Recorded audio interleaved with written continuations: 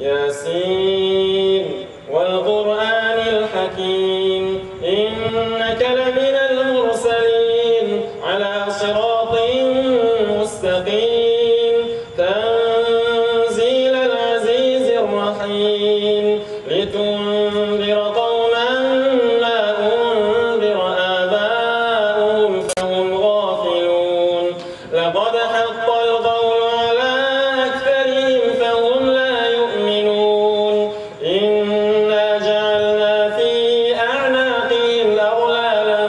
فهي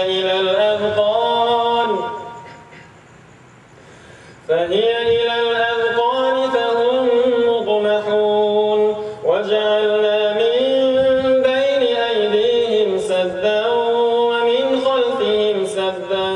فأغشيناهم فهم لا يبصرون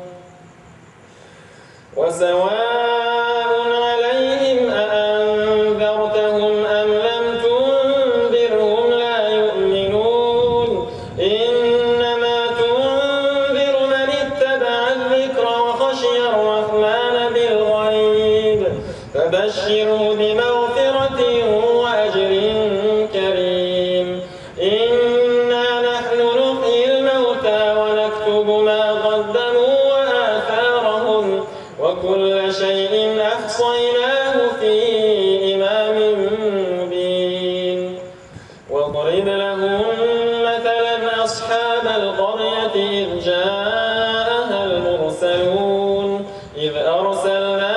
إليهم اثنين فكذبوهما فعززنا بثالث فقالوا إنا إليكم مرسلون قالوا ما أنتم إلا بشر مثلنا وما أنزل الرحمن من شيء إن أنتم إلا تكذبون قالوا ربنا يعلم إنا إليكم لمرسلون وما علينا إلا البلاغ المبين قالوا إنا تطيرنا بكم لئن لم تنتهوا لنرجمنكم وليمسنكم منا عذاب أليم قالوا طائركم معكم أئن ذكرتم بل أنتم قوم مسرفون وجاء من أقصى المدينة رجل يسعى قال يا قوم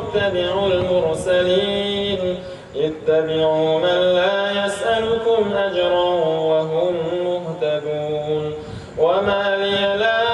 أعبد الذي فطرني وإليه ترجعون أأتخذ من دونه آلهة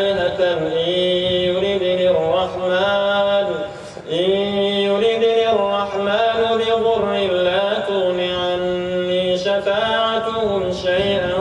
ولا ينقذون إني إذا لفي ضلال مبين إني آمنت بربكم فاسمعون